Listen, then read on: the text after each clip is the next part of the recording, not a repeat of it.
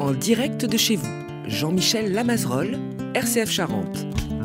Bonjour à toutes et à tous, bienvenue dans En direct de chez vous à côté de la Charente, dans le quartier Saint-Cybard, à Angoulême, à Rives de Charente, qui est une association culturelle sportive que beaucoup d'entre vous sans doute connaissent, pour rencontrer aujourd'hui l'association Chaos. Et là, sous l'égide qui nous l'a présenté, qui nous l'a amené sur un plateau et que je vais vous transmettre aujourd'hui, Forum Magdalena à l'évêché. Et c'est donc Sophie Avril, qui est la chargée de mission de Forum Magdalena, qui va nous introduire cette émission, qui va nous amener jusque dans un spectacle. Et vous verrez quel spectacle. Bonjour Sophie. Bonjour Jean-Michel. Alors, Forum Magdalena, une association culturelle de notre diocèse de Charente. Et là, une mission particulière avec cette association Chaos. Oui, alors l'association Forum Magdalena est une association qui a été créée en 2018 par le souhait de notre évêque, Monseigneur Hervé Gosselin, pour ouvrir les fenêtres sur l'extérieur. Donc elle a ses locaux qui sont situés rue de Bordeaux. La maison diocésaine est située rue de Bordeaux. Les locaux du Forum Magdalena sont situés là-bas. C'est une association loi 1901 qui a pour but de favoriser des actions solidaires, culturelles, éducatives, caricatives. Et effectivement, le but c'était de porter ce projet qui nous tenait à cœur. Alors ce projet qui vous tenait à cœur, c'est lequel? Comment Forum Magdalena, vous avez été en lien et comment Forum Magdalena soutient cette initiative? C'est Océane Benoît qui a travaillé avec mon prédécesseur, David Forest, qui venait en tant que stagiaire pour lui donner un coup de main sur la partie réseaux sociaux, community manager, et qui est venu aussi m'aider l'an dernier pour apporter un peu de soutien sur la communication. Et elle m'a parlé de cette association. Donc Pierre-Emmanuel et Tatiana m'ont contacté pour me proposer une aide participative au projet, dans le projet solidaire des axes de l'association Forum Magdalena. Et je l'ai proposé au conseil d'administration, qui effectivement a proposé d'une petite participation pour soutenir le projet. Merci Sophie, en tout cas, continuez bien votre mission à Forum Magdalena. Maintenant, je vais passer la parole à Pierre-Emmanuel Pott, qui va nous dire ce que c'est que Chaos. Je crois que ça a été créé en 1992. Enfin, dites-nous tout.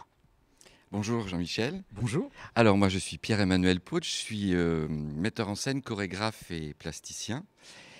Et voilà, je travaille à la compagnie Chaos Aurore Le Noir depuis 2013.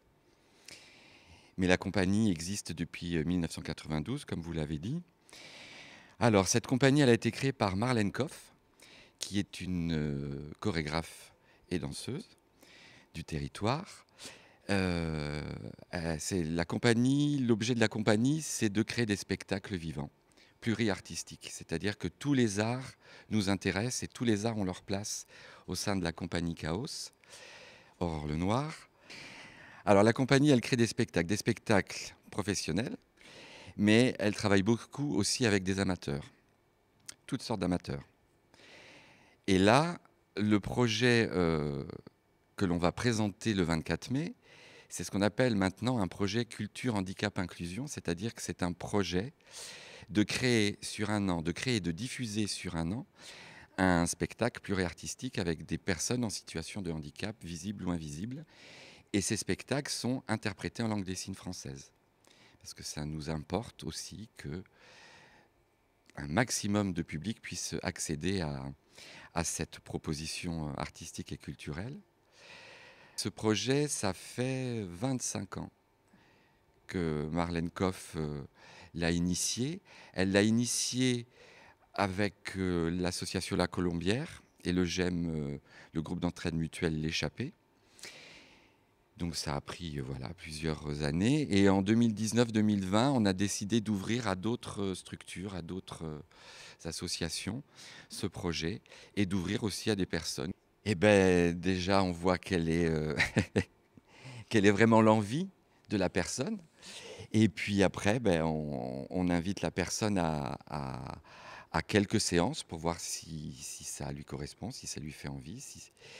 Et puis après, c'est un engagement sur 8 à 9 mois, le temps de la création.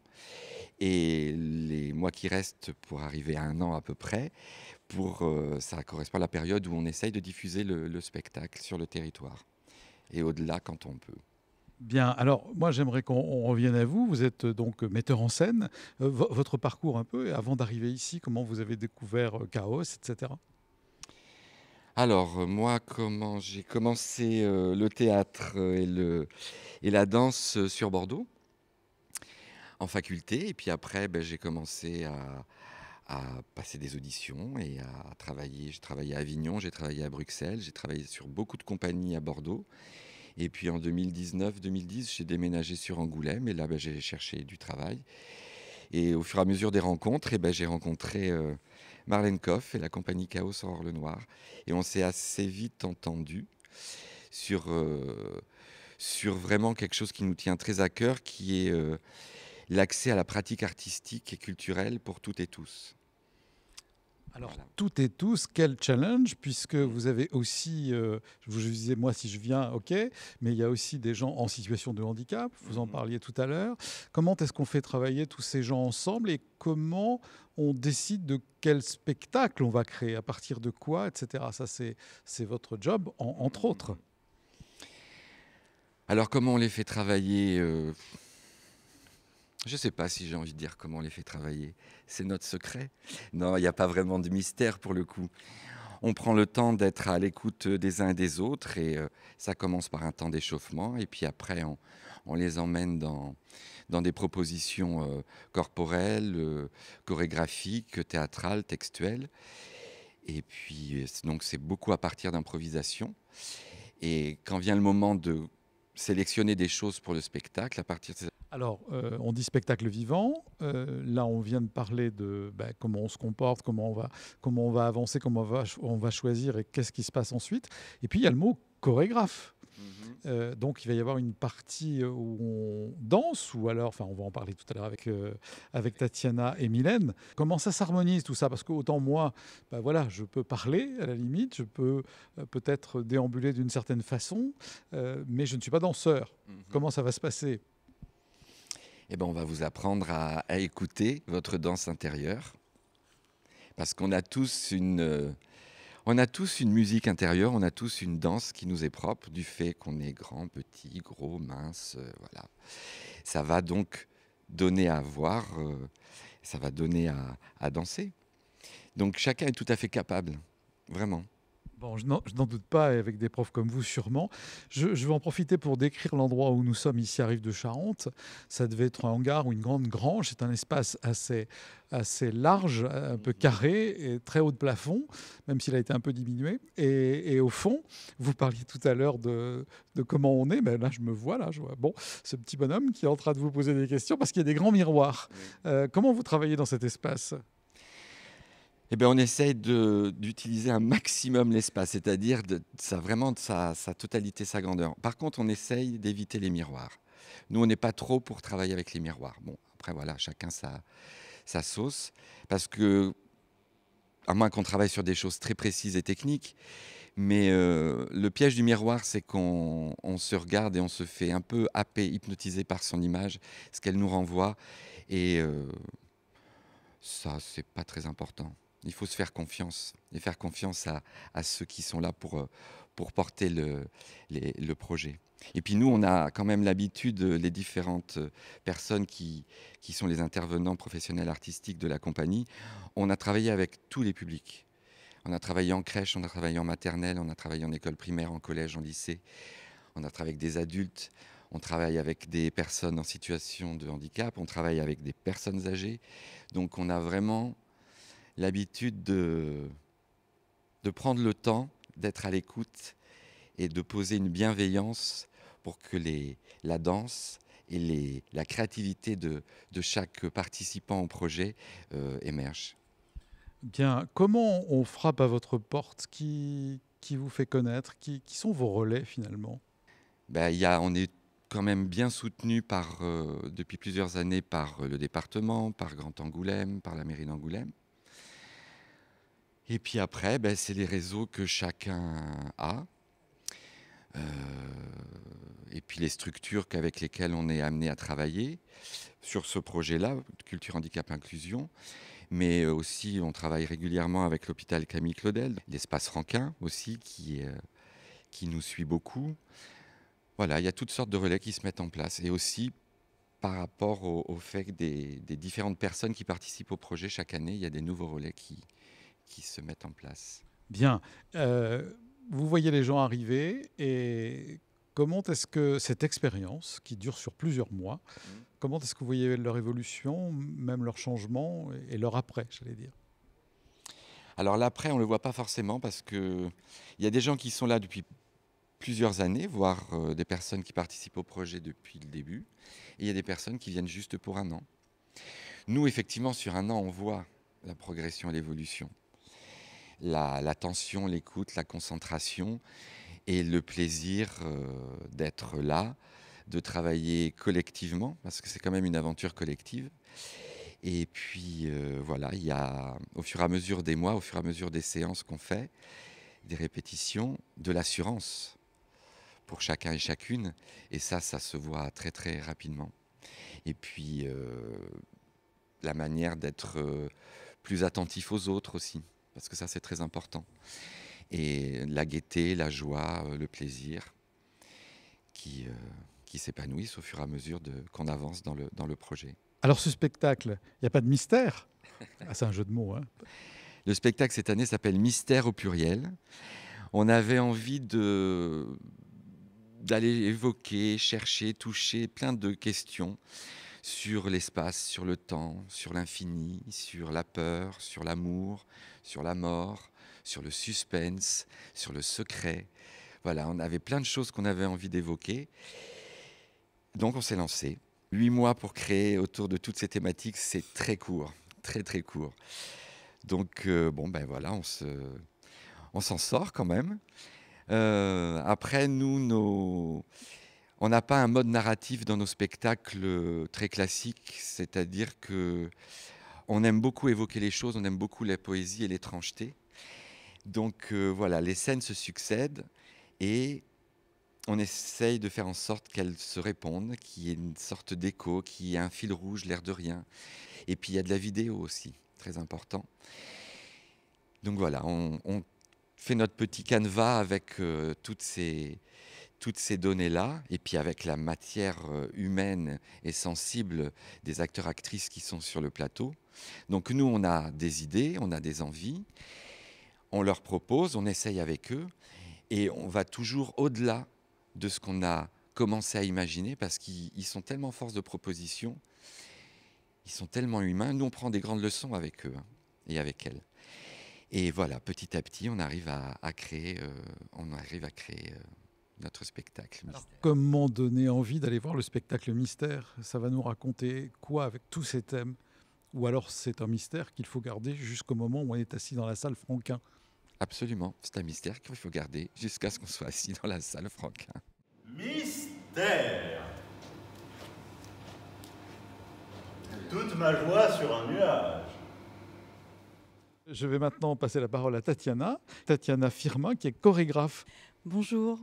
Moi, j'ai commencé un cursus de danse au conservatoire, notamment le conservatoire de La Rochelle. Et après, je me suis spécialisée en danse contemporaine au CDC de Toulouse, donc au Centre de développement chorégraphique, où là j'ai passé 7 mois. Et ensuite, je suis partie travailler à Bordeaux.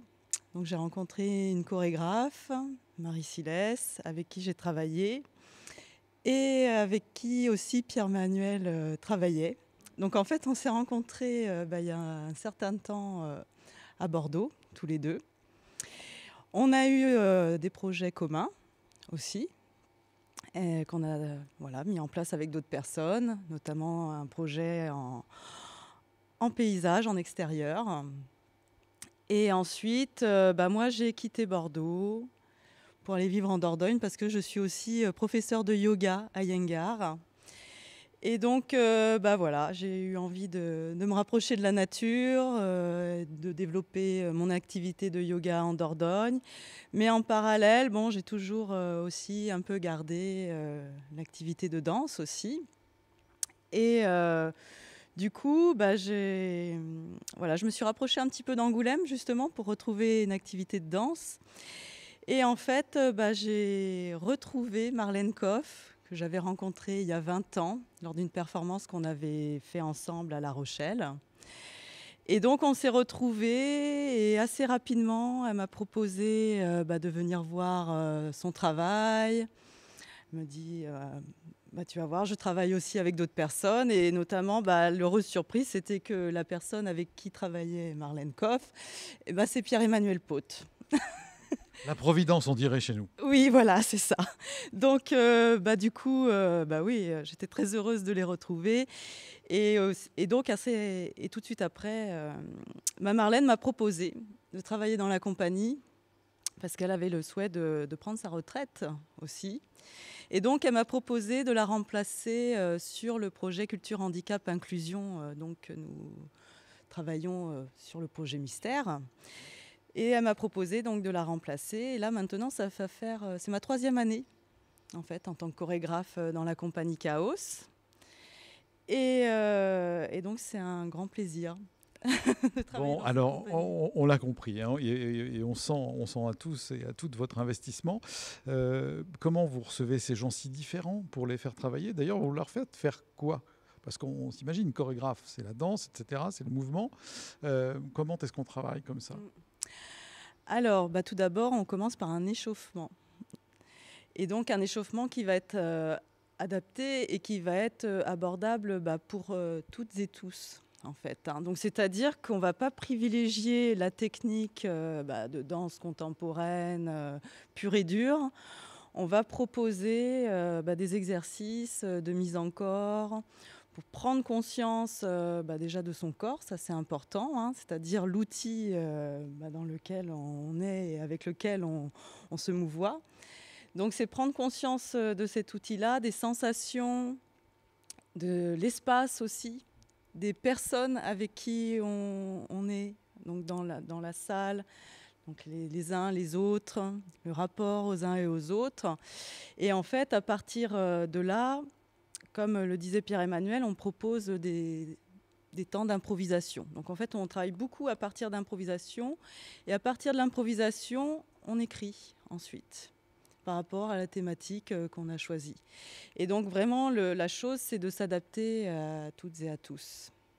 Et de laisser aussi chacun s'exprimer dans l'improvisation pour voir aussi les pépites, hein, laisser émerger, on va dire, des choses que peut-être ils n'imaginent même pas exprimer. Et donc, c'est de se saisir de cela pour les mettre en scène. Et cela, je pense que ça leur apporte beaucoup de confiance aussi. Alors j'allais dire chacun, chacune, on l'a bien compris par Pierre-Emmanuel, ce sont des ensembles de différentes scènes qui vont se succéder. Ils vont plutôt aller dans une ou dans l'autre en fonction aussi de la manière dont ils peuvent se mouvoir. Vous parliez de handicap tout à l'heure. Oui. S'il y a quelqu'un en fauteuil roulant, il ne va pas habiter son corps et son fauteuil de la même façon que quelqu'un comme vous et moi, enfin surtout vous qui dansez comme moi, mais dans l'espace. Mais en fait déjà... Voilà, juste un mouvement de doigt, déjà c'est un mouvement.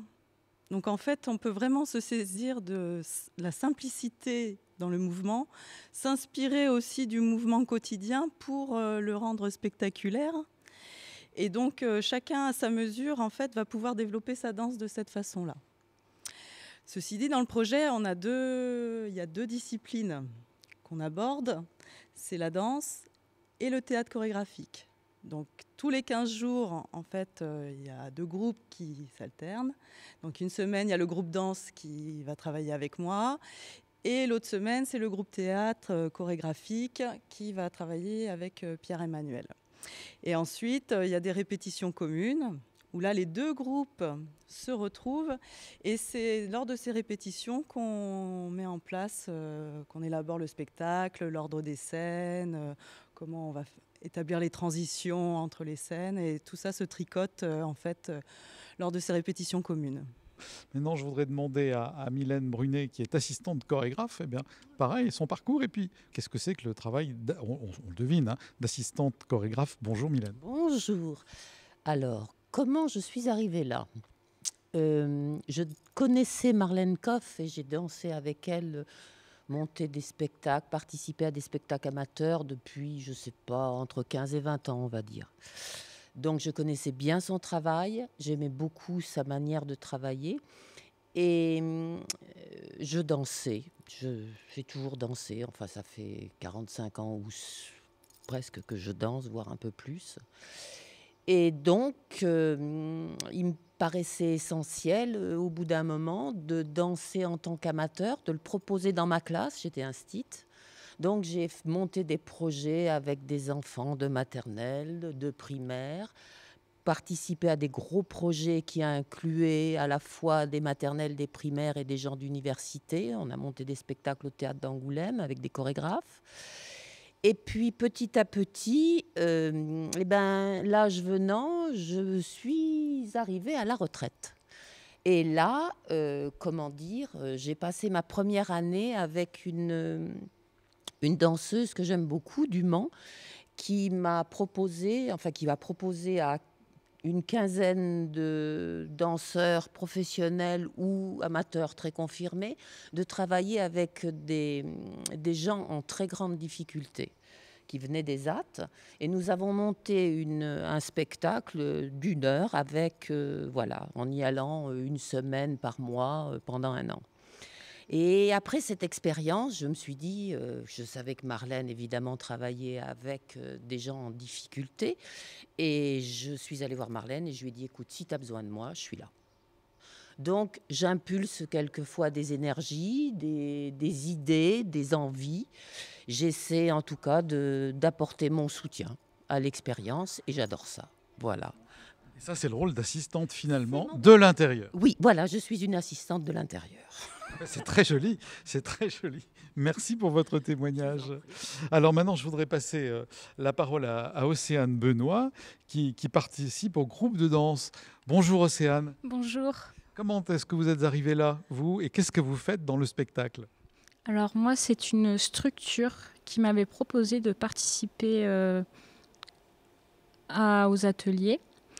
C'était l'année dernière pour le spectacle de Rivage éternel. Et pour moi, ça a été une découverte parce que j'ai été très timide. J'avais un rapport avec mon corps compliqué. Et en fait, quand je viens ici, c'est un peu une parenthèse. On oublie un peu tous les problèmes, que ce soit la maladie ou le handicap. Pendant un instant, un moment, on oublie. C'est très fort.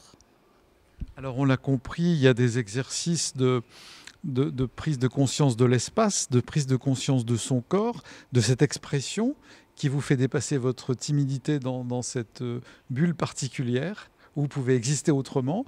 Et là, dans le spectacle, vous faites quoi? Vous dansez comment? Enfin, c'est juste pour qu'on puisse un petit peu s'imaginer. On n'est pas en vous, hein, mais comment on pourrait dire les choses?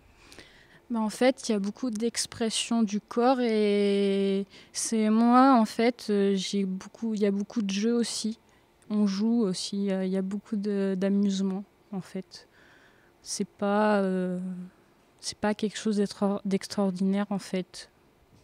Et la relation avec les autres, quand on est très timide, comment ça se passe pour jouer, comme vous dites maintenant?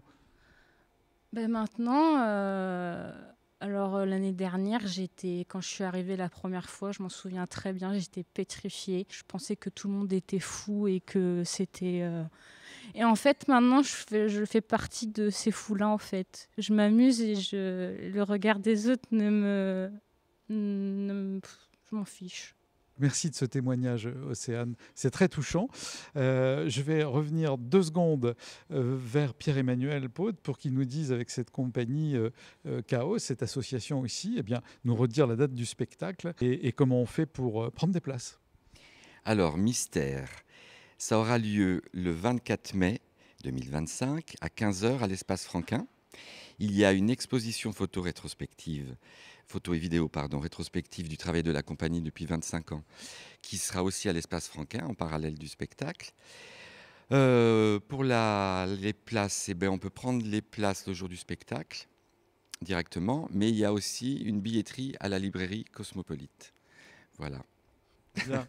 Bon, écoutez, en tout cas, on vous souhaite le meilleur pour ce spectacle mystère Oui. et qu'il faut aller voir parce que là, je ne peux pas vous en dire plus puisque c'est mystère le 24 mai. Vous vouliez rajouter quelque chose? Oui, je ne sais plus si on l'a dit, mais c'est un spectacle où il y a du théâtre, de la danse, il y a de la marionnette, de la vidéo et tout le spectacle est interprété en langue des signes française.